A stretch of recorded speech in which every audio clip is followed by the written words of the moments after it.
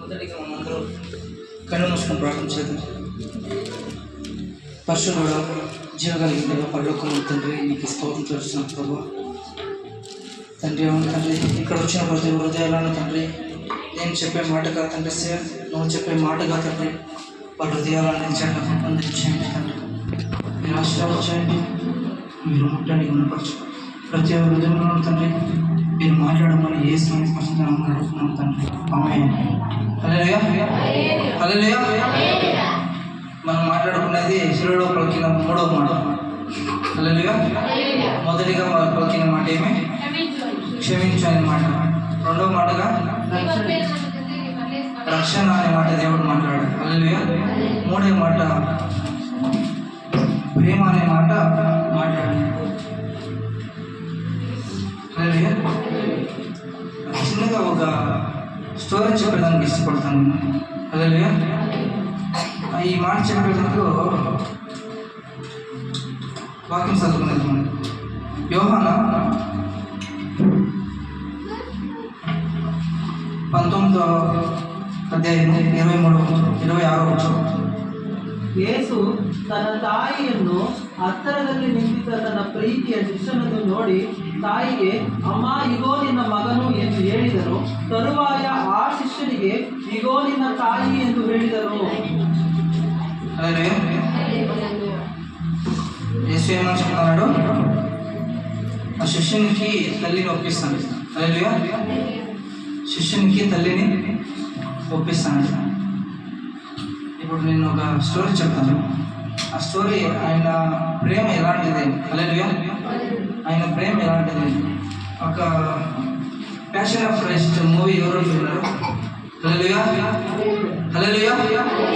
Passion of Christ movie ఎవరు చూడారు? ఎవరు చూడారు? హల్లెలూయా. దాంట్లో ఒక హీరో ఉన్నాడు. హీరో అంటే సేమ్ ఇదే ఆ బొమ్మ ఫిలింలో ఉంది. హల్లెలూయా. ఆ బొమ్మ ఫిలింలో ఉంది.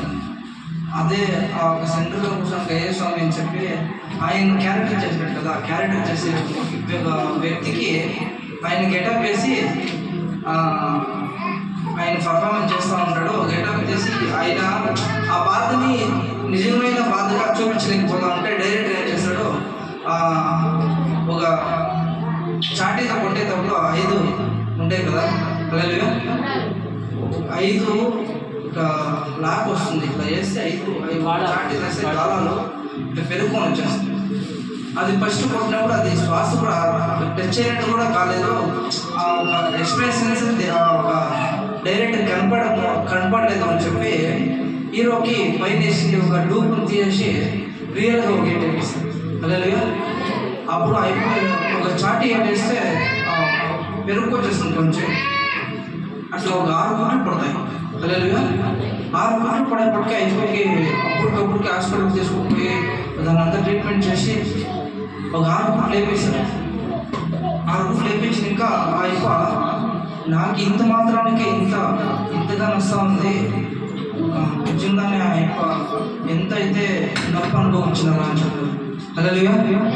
నిజంగానే ఎంత అయితే నొప్పి అనుభవించాడు అయిపో అని చెప్పి ఒక డైరెక్టర్ చెప్తాడు. డైరెక్టర్ అయిపోతే ఒక స్టోరీ చెప్తాడు. ఇట్లుంది స్టోరీ, ఇది నీకు ఊరికి కొంచెం నొప్పికే నువ్వు ఇంత బాధపడుతున్నావు, ఇంతగా నువ్వు అయిపోయిన దీనికి డబ్బులు నిన్ను ఒక గేటుకి నువ్వు ఇంత పడుతున్నావు. ఒక గేటు కాదు, అయిపోతుండే గేటు ఒక మాట కాదు, శరీరం అంతా పైన కింద వరకు క్యాప్ లేకుండా పడుతుంది అని చెప్పి స్టోరీ చెప్తే అప్పటికప్పుడుకే ఆయన ప్రేమ అర్థం చేసుకొని ఆయన ప్రేమ కోసం పోయి దీక్ష తీసుకొని రక్షణ పొందాడు. హల్లెలూయా, హల్లెలూయా. అప్పటి వరకు ఒక యాక్టర్గా ఉన్నాడు. అప్పటి వరకు ఒక మామూలు వ్యక్తిగా ఉన్నాడు. అప్పుడు దేవుని నమ్మి దేవుని బిడ్డగా మారాడు. హల్లెలూయా. ఆయన ప్రేమ అంత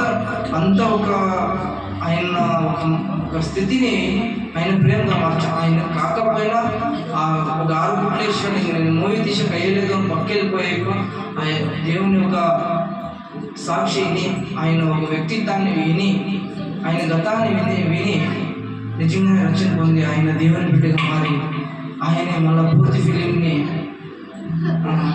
నెక్స్ట్ ప్యాషన్ ఆఫ్ క్రైస్ట్ అనే మూవీని ఫినిష్ చేశాడు. హల్లెలూయా.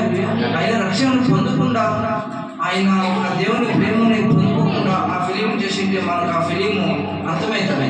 హల్లెలూయా. ఆయన రక్షణ పొంది ఆయన ప్రేమని సంపూర్తిగా తెలుసుకొని మళ్ళీ ఆ ఫిలిం స్టార్ట్ చేసి ఆ ఫిలిం క్లియర్ చేయబట్టి ఆ ఫిలిం అంత గొప్పగా వచ్చింది. ఎంత గొప్పగా అంటే ఆ ఫిలిం చూసిన వాళ్ళంతా రక్షణ పొందేంత గొప్పగా. హల్లెలూయా. ఆ ఫిలిం చూసిన వాళ్ళంతా రక్షణ పొందేంత గొప్పగా ఆయన ప్రేమను వర్ణించింది. హల్లెలూయా. ఈయన శిలువలో 3 మాటగా దేవుడు మాట్లాడుతున్నాడు. ఏమని? ఇంకోసారి చదువుతున్నాం. ಯೇಸು ತನ್ನ ತಾಯಿಯನ್ನು ಹತ್ತಿರದಲ್ಲಿ ನಿಂತಿದ್ದ ತನ್ನ ಪ್ರೀತಿಯ ಶಿಷ್ಯನನ್ನು ನೋಡಿ ತಾಯಿಗೆ, ಅಮ್ಮ ಇಗೋ ನಿನ್ನ ಮಗನು ಎಂದು ಹೇಳಿದನು. ತರುವಾಯ ಆ ಶಿಷ್ಯನಿಗೆ, ಇಗೋ ನಿನ್ನ ತಾಯಿ ಎಂದು ಹೇಳಿದನು. దేవుడు ఒక శిష్యుని ప్రేమైన శిష్యునికి తన తల్లిని ఒప్పిస్తాడు. హల్లెలూయా. ఆడ ఎవరు లేదు, దేవుని పట్టించేటప్పుడు శిష్యులు ఎవరు లేదు, అందరూ వెళ్ళిపోయింది. హల్లెలూయా.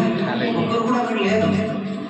యోహానా ఏమైతే అది కానీ నేను చనిపోయినా పర్వాలేదు, నా దేవుడు శిక్ష అనుభవిస్తాను అని చెప్పి మరలో ఊరికే తగ్గిస్తాడు. హల్లెలూయా. నేను నా తండ్రిని చూసి చాలు అని చెప్పి వాటికి మరలా ఇంకా ఊరికే వచ్చాను తీసుకుంటాడు. హల్లెలూయా. ఆ యొక్క యుద్ధాన్ని ఏసం కూడా వచ్చింది, ఏసంలో ఒక తల్లి కూడా వచ్చింటుంది.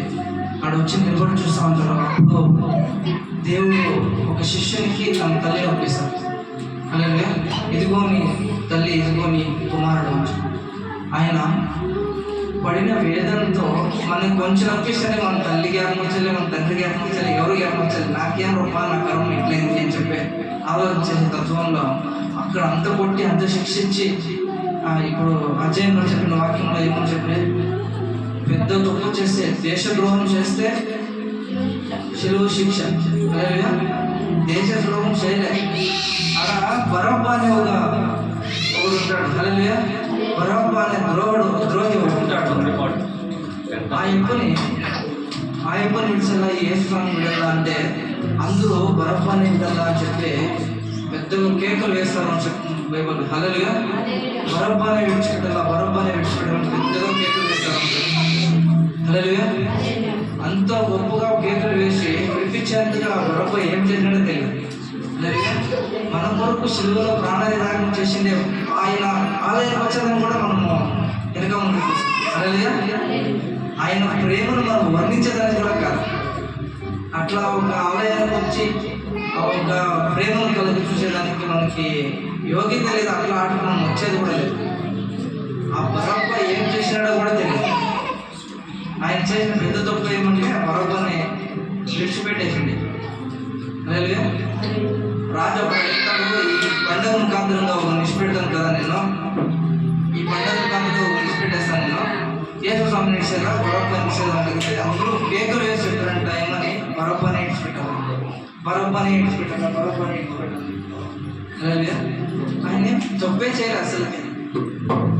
నేను దేవుని నామాన్ని ప్రకటిస్తానని చెప్పితే తప్ప. హల్లెలూయా. తండ్రి ప్రేమని ప్రకటించి తప్పు అయిపోయింది.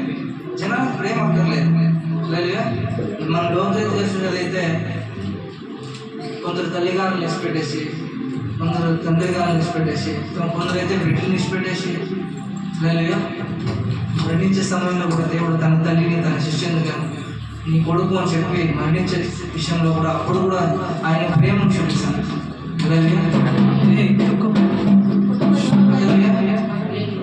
ఆ జవాబుదారి అనే దాంట్లో కంటే ఆ ప్రేమ, హల్లెలూయా, ఆ ప్రేమని ఏమిటో కొలుస్తాడు దేవుడు అంటే ఆయన మరణించే విషయంలో కూడా వాళ్ళని ప్రేమతో కలుగుతాడు. ఇప్పుడు దేవునికి లేరా, దేవునికి జొతగాడు పుట్టిన తమ్ముడు లేరా? హల్లెలూయా. తమ్ముళ్ళు ఉన్నారు. హల్లెలూయా. యోహానా 7వ వచనం చదువుకున్నాం. 7వ వచనం 30వ అధ్యాయం.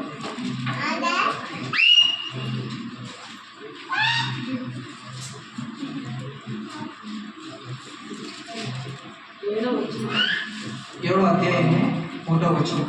ಈ ಸಂಗತಿಗಳಾದ ಮೇಲೆ ಯೇಸು ಗಲಿಲಾಯದಲ್ಲಿ ಸಂಚಾರ ಮಾಡುತ್ತಿದ್ದನು. ಯಹೂದ್ಯರು ಆತನನ್ನು ಕೊಲ್ಲುವ ಪ್ರಯತ್ನದಲ್ಲಿದ್ದರಿಂದ ಆತನಿಗೆ ಪೂರ್ಣ ಶಾಲೆಗಳ ಹಬ್ಬವೆಂಬ ಯಹೂದ್ಯರ ಒಂದು ಜಾತ್ರೆಯು ಸಮೀಪವಾದಾಗ ಆತನ ತಮ್ಮಂದಿರು ಆತನಿಗೆ, ನೀನು ಮಾಡುವ ಕಾರ್ಯಗಳನ್ನು ನಿನ್ನ ಶಿಷ್ಯರು ಸಹ ನೋಡುವಂತೆ ಇಲ್ಲಿಂದ ಹೊರಟು ಯೂದಾಯಕ್ಕೆ ಹೋಗು. ಪ್ರಸಿದ್ಧಿಗೆ ಬರಬೇಕೆಂದಿರುವ ಯಾವನಾದರೂ ತಾನು ಮಾಡುವುದನ್ನು ಮರೆಯಲ್ಲಿ ಮಾಡುವುದಿಲ್ಲವಲ್ಲ. ನೀನು ಇಂಥ ಕಾರ್ಯಗಳನ್ನು ಮಾಡುವನಾದ್ದರಿಂದ ಲೋಕಕ್ಕೆ ತಿಳಿಯಪಡಿಸಿಕೋ ಎಂದು ಹೇಳಿದರು. తన తన సహోదరుడు ఆయన శత్రువుగా అనుకోడు. ఆయన అక్కడ యెహూదులకు పోతే ఆడికి పోతే ఆయన చంపేస్తామని చెప్పింది. యూదాయ లేకపోతే వస్తే వీడుంటే నేను మీతో చంపేస్తామని చెప్తే ఒక తొమ్మిది వచ్చి నువ్వు ఆడికి పో, నీడేం నువ్వు చేస్తాను దాంట్లోని ఆడిపోయి నువ్వు చెప్పచ్చు కదా, ఇదే వాక్యాలు ఇదే వచ్చినాలు ఆడిపోయి చెప్పుకోవచ్చు కదా అని చెప్పి తమ్ముళ్ళు సొంత తమ్ముళ్ళే ఆయన శత్రువులుగా మాట్లాడు. సొంత తమ్ముళ్ళే ఆయన శత్రువులుగా మాట్లాడు.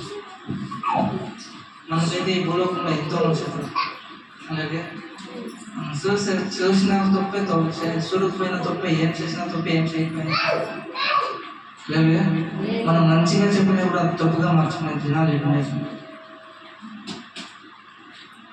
సిగ్గు. దేవుడు ఇక్కడ ఏం చెప్పేదానికి అంటే ఆయన ప్రేమను వ్యక్తపరుస్తానంట. ఇక్కడ మా చెరువులో మరణించే టైంలో కూడా ఆయన ప్రేమ ఏమనేది ఉందో అది మళ్ళా చూపించడానికి చూస్తానంట. లేదు ఇక్కడ నేను బెంగళూరులో క్యాబ్తో వెళ్తే ఒక ముస్లిం కార్ ఎక్కాను. అంటే రీసెంట్గా నేను పోయి 3 నెలలు అయిపోతుంది, 1 నెల అయిందంతే. అలాగే నెలటప్పుడు ఆయన ముస్లిం ఎక్కి ఇది చెప్తా ఉంది ఇంకా వచ్చేదానికి